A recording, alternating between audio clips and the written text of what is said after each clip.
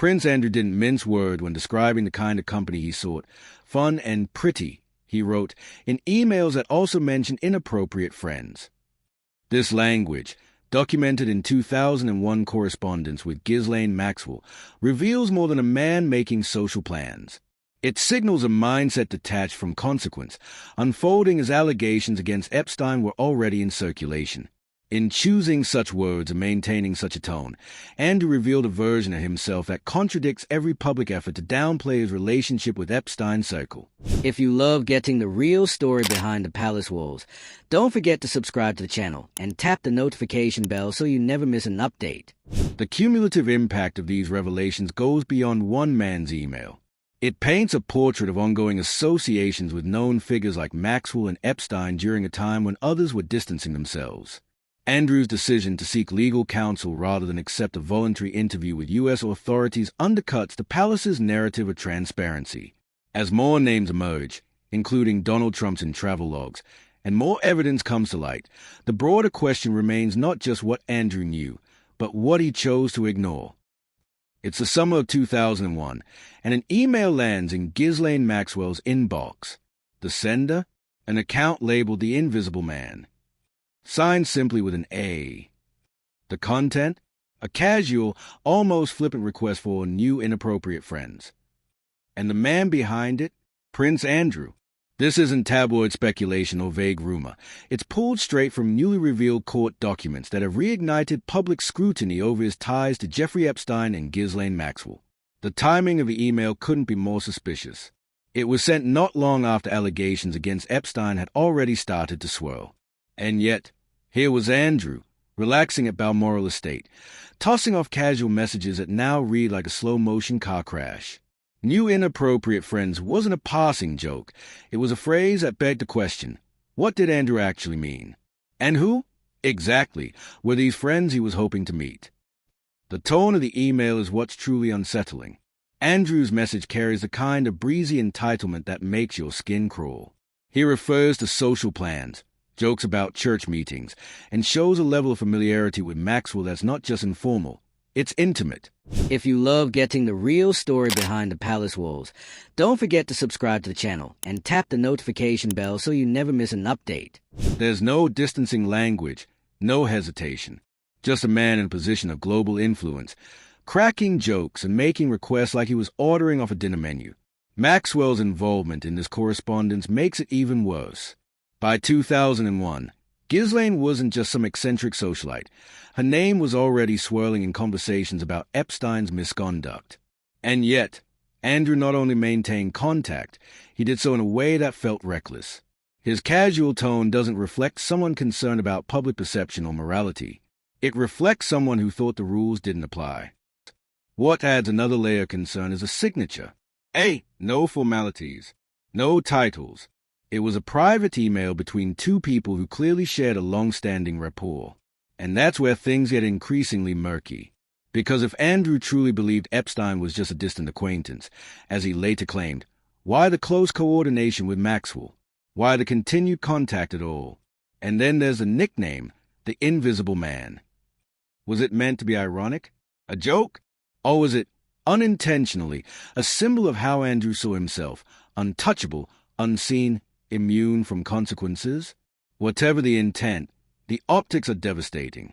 It's one thing to be associated with a scandal after the fact. It's another to be actively engaging with its key players during the height of their misconduct. Let's talk about the timeline, because that's where the excuses start to fall apart. This email lands in 2001. Epstein's name was already coming up in serious allegations. People were starting to ask questions.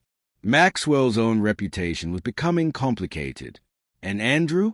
He was deep in it, not distancing himself, not pausing to consider the implications, but instead asking for fun and pretty companions in private messages. That context matters, because for years, Andrew has insisted he had no knowledge of Epstein's criminal behavior, that their friendship was surface level, that nothing improper happened. But this email makes it painfully clear the relationship was deeper than he let on. The casualness of his message and the timing of its delivery both suggest a man who either didn't care or didn't believe he'd ever be held accountable. The court documents don't stop with one email. They paint a broader picture of Andrew's social life during the early 2000s. He references leaving the Royal Navy, traveling to Peru, and casually drops details that confirm sustained communication with both Maxwell and Epstein. These aren't isolated moments. They are part of an ongoing pattern, one that gets harder and harder to defend with each new release. Photographs included in the same set of documents only tighten the web. Andrew is shown in settings that match the descriptions offered by witnesses and accusers over the years. These aren't ambiguous images. They are not out-of-context party snaps. They are direct visual evidence of a man immersed in the very world he spent years trying to distance himself from. When U.S. authorities reached out in 2020, they weren't just fishing for headlines. They made a formal request for a voluntary interview. They wanted to speak with Andrew directly to get clarity on his relationship with Epstein and Maxwell. But instead of stepping up, Andrew declined. He let his legal team handle it. Technically, that's within his rights. But publicly, it looked evasive. Buckingham Palace tried to smooth things over. They released statements insisting that Andrew was cooperating fully with authorities. But critics weren't buying it, because refusing to give a personal interview sends a very different message than one of transparency. You don't get to claim innocence while ducking the very questions that would clear your name. And then, of course, there's the issue of tone. The emails themselves don't read like communications between high-profile individuals trying to avoid scandal. They read like gossip between old friends. In-jokes, careless phrasing, and a kind of flippant attitude that suggests none of this felt serious to them at the time. There's no shame, no concern, just a desire to keep the party going. It's that casualness that sticks. Because even if you argue that Andrew didn't know the full extent of Epstein's crimes, you can't ignore how comfortable he was in that world. The jokes, the planning, the request for inappropriate friends. It doesn't sound like someone caught off guard. It sounds like someone who didn't think he'd ever have to answer for it. Now that the documents are public, the broader impact is starting to unfold. People are once again questioning the judgment of those in power. If someone with Andrew's proximity to scandal can continue denying knowledge without consequences, what does that say about accountability in elite institutions? The royal family, already facing other controversies, is now forced to confront another wave of reputational damage. This isn't just about one man's bad choices. It's about the system that let it happen. The deference, the silence, the PR shielding. For years, Andrew was allowed to brush off concerns with vague statements and carefully managed interviews. But with this email, the facade is cracking. It's harder to argue misunderstanding when the words are there in black and white. And let's not forget, he's not the only one mentioned in the documents. Other high-profile names came up too, including Donald Trump. Emails showed him flying on Epstein's private jet more often than previously disclosed. That revelation adds another layer of complexity to an already tangled story, because it proves that these weren't rare or one-off encounters. They were ongoing, frequent, casual. The fact that so many powerful people were involved only deepens public suspicion. The web of relationships around Epstein wasn't just creepy. It was embedded in circles of influence. And people like Andrew weren't just on the sidelines. They were active participants, even if only socially. But when your social circles include convicted criminals, just socializing stops being a defense. So here we are, another royal scandal, unfolding in slow motion. Except this time, the documentation is harder to ignore. The phrasing isn't ambiguous. The timeline isn't vague. It's specific, dated, and tied to a growing body of evidence that points toward carelessness at best and complicity at worst. Andrew may not be a formal target of U.S. investigations, but is not walking away clean, either. And the big question still looms. What did he really mean by inappropriate friends? Was it just an ill-considered joke? Or was it a glimpse into a lifestyle that's only now being dragged into the light? One thing is clear. The fallout isn't over. Not for Andrew, not for the monarchy, and not for the public still demanding answers. If you want to stay updated as the story continues to unravel, make sure to like the video, drop your thoughts in the comments, and subscribe for more deep dives into the scandals hiding behind polished reputations. It's not just the email that paints a damning portrait. It's what surrounds it. The fact that Andrew was at Balmoral, the Queen's own retreat, when he said it adds a chilling undertone. This wasn't a man hiding in the shadows. He was moving through palaces and private jets, maintaining connections with people already whispered about in hushed tones. And the casual nature of his communication makes it clear none of this felt risky to him. There's something especially jarring about someone seated that close to the crown, using royal properties to coordinate social rendezvous with people later accused of horrific crimes. It's not a leap to say this undermines his claims of innocence. Because how does one send that kind of email, at that time, from that location, and still argue they had no idea what was going on? Maxwell wasn't just a middlewoman or party planner. She was Epstein's right hand. Her role in orchestrating and facilitating the very misconduct at the center of the scandal has been legally confirmed. And here she is, still corresponding with Andrew as if everything's normal. The relationship doesn't just seem close, it seems comfortable. Their exchanges didn't reflect worry or guilt. They showed a rhythm, a flow. This wasn't a one-off communication. This was part of an ongoing rapport that spanned years. If there was any concern on Andrew's end about how this might all appear someday, it certainly didn't show. He kept talking, kept joking, kept asking for introductions. Epstein, of course, had already built a reputation by that time. The whispers had turned into open suspicion. And yet, Prince Andrew continued attending his parties, staying at his homes, and maintaining ties. The document confirmed that Epstein's private jet, infamously nicknamed the Lolita Express, wasn't just a tool for travel, but for a very specific kind of access. High-profile figures came and went, often multiple times. The fact that Epstein operated with so little resistance for so long speaks volumes. But for someone like Andrew, who held status and resources to investigate the people he associated with, the ignorance defense only stretches so far. These weren't harmless social events. They were orchestrated within a system of exploitation, and the longer the timeline grows, the harder it becomes to separate presence from participation. When Andrew sat down for his now infamous BBC interview, he denied almost everything. No recollection of meeting Virginia Giuffre, no memory of that night at Tramp nightclub, no awareness of Epstein's abuse. But what wasn't mentioned was this email. This private correspondence that shows a far more candid and involved version of Andrew than the one polished up for broadcast. That contradiction is what's so damaging. You can't give a national interview insisting on distance when the receipts show closeness. And while Andrew may not be criminally charged, the court of public opinion is far less forgiving, especially when the words are his own, typed out and delivered without a second thought. Buckingham Palace, for its part, has tried to keep a controlled front. But the problem is, it's not just about protecting one member anymore. It's about the institution itself. Every new revelation pulls a curtain back on just how much shielding may have gone on behind the scenes. How many red flags were ignored.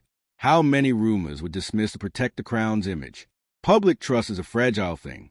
And while statements of full cooperation sound noble on paper, they don't hold up when paired with evasions, legal silence, and mounting evidence. The palace has maintained its distance, but that only fuels speculation. Because if Andrew wasn't acting alone, who else knew? Who else helped keep it quiet? The consequences go beyond Andrew. The ripple effects touch every royal who's tried to stay out of the spotlight. As more documents surface, the public is asking harder questions, not just about one man's judgment, but about an entire system's failure to act. At what point does silence become complicity? There's also the issue of access. Epstein wasn't just rubbing shoulders with nobility by chance. He sought them out, and they welcomed him. He donated to institutions, attended elite events, and built a network designed to legitimize his presence. That level of integration doesn't happen without approval from somewhere. And when you see names like Andrew's repeatedly showing up, the defense of ignorance becomes harder to sustain. Epstein's social network wasn't just powerful, it was strategic. He cultivated relationships with politicians, academics, royalty, and billionaires. And through people like Maxwell, he kept those connections smooth and lucrative. The fact that Andrew was part of that orbit, not just occasionally but consistently, tells you he wasn't just another guest at the party. The language used in these emails reflects that. It wasn't deferential. It wasn't cautious. It was relaxed. That's not the tone of someone dealing with a controversial figure he barely knows. That's the tone of someone who doesn't see the controversy, because to him, there was none. That kind of detachment from consequences is what the public can't unsee. Maxwell's own fall from grace has been public and brutal. Her conviction has sealed her role in Epstein's crimes, but her relationships before the trial tell a deeper story. She wasn't just recruiting girls. She was organizing entire social calendars. The fact that Andrew kept turning to her, even as allegations mounted, speaks to either profound recklessness or sheer indifference. And while Andrew has claimed that his interactions with Maxwell were purely social, the evidence doesn't support that claim. The context of the conversations, the specific language, the timing, it all adds up to something far more damning than polite aristocratic mingling. It paints a picture of intentional proximity to a deeply corrupt network. The phrase new inappropriate friends hasn't just gone viral. It's become a defining quote in Andrew's public unraveling. It captures everything wrong with the way he handled his associations. It's vague, careless, and tinged with entitlement. And because it was written so casually, it's also one of the most incriminating things he's ever said. Was it a joke? Maybe. But in the context of who he was talking to, and what we now know, that excuse falls apart. The implications are unavoidable. He wasn't seeking new friends. He was continuing a pattern, a lifestyle, one that placed him adjacent to some of the most disturbing criminal behavior of the last decade. Whether he knew it or not is no longer the question. The question now is, why didn't he care to find out? The monarchy may survive this scandal, because it always has, but the reputational scars will linger. For years, the royal family has tried to position itself as modern, ethical, and globally respectable. But revelations like these make that positioning feel hollow. The public doesn't forget, especially when the damage is self-inflicted. The documents aren't speculative. The photos aren't doctored. The words aren't hearsay. They are direct records of what happened and who was involved. As more comes to light, it becomes clear that this wasn't a momentary lapse in judgment.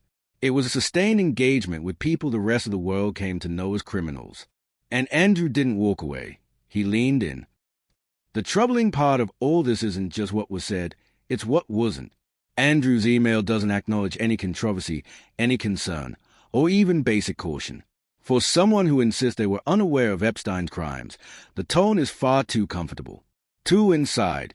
You don't joke about inappropriate friends unless you know you're speaking to someone who gets the joke. And that's the problem. The tone undermines a narrative has pushed for years, that he was distant, removed, and uninformed. You can't be both ignorant and intimately connected. These leaked communications expose more than poor judgment. They reveal a mindset, one that saw controversy as irrelevant and consequences as optional. The palace tried, at first, to ride out the storm. Quiet statements, behind-the-scenes damage control, and a full-on retreat from public duties for Andrew. But the silence hasn't stopped the leaks. If anything, it made the public more skeptical. Because every time the institution tried to move on, new evidence pulled them right back into the mess. It's not just about optics anymore. It's about accountability. The monarchy doesn't operate in a vacuum. It exists because of public trust. And when that trust is fractured by scandal, dodging questions only makes it worse. Andrew's refusal to be interviewed, paired with these emails, left the royal household with almost nothing to stand on. Saying we're cooperating doesn't hold up when the world sees you doing the opposite. By the time this email was sent in 2001, Epstein's behavior wasn't just whispered gossip. It was a growing concern. There were legal rumblings, public accusations, and a steady stream of stories pointing toward a deeply troubling pattern. Anyone remotely aware of the social scene Epstein moved through would have noticed. And yet, Andrew kept up the connection. He didn't distance himself. He kept attending events, kept the relationship alive. There's no documented effort to back away, no sign of wariness. It's the kind of decision that suggests either extreme denial or deliberate indifference. Either way, it doesn't reflect well on someone representing a royal institution. Maxwell's role can't be downplayed here. She wasn't some innocent go-between. Her involvement in recruiting underage girls for Epstein is no longer speculation. It's proven. So when Andrew corresponded with her, joked with her, and made social plans through her, it wasn't harmless. It was a direct tie to the person managing one of the most disturbing criminal operations of the time, and the familiarity between them is undeniable. Emails like these don't come out of nowhere. They are built on years of trust and shared experience. That raises deeper questions, not just about Andrew's knowledge, but about what kind of dynamic existed between them. Why did he feel so safe making those requests? What did Maxwell represent to him that allowed that level of candid conversation? This latest wave of revelations doesn't just touch Andrew, it ripples through the entire royal structure. It's about the limits of protection, about how long you can shield someone before the truth breaks through. The public is watching more closely now, scrutinizing every statement, questioning every silence, and with good reason. This isn't an isolated scandal. It's a story with legs, a saga that keeps evolving, with every new document release adding another piece to the puzzle. The royal family isn't just dealing with the fallout of one man's choices. They're managing the legacy of how those choices were handled. And that legacy may prove far harder to erase in a press release or polished interview.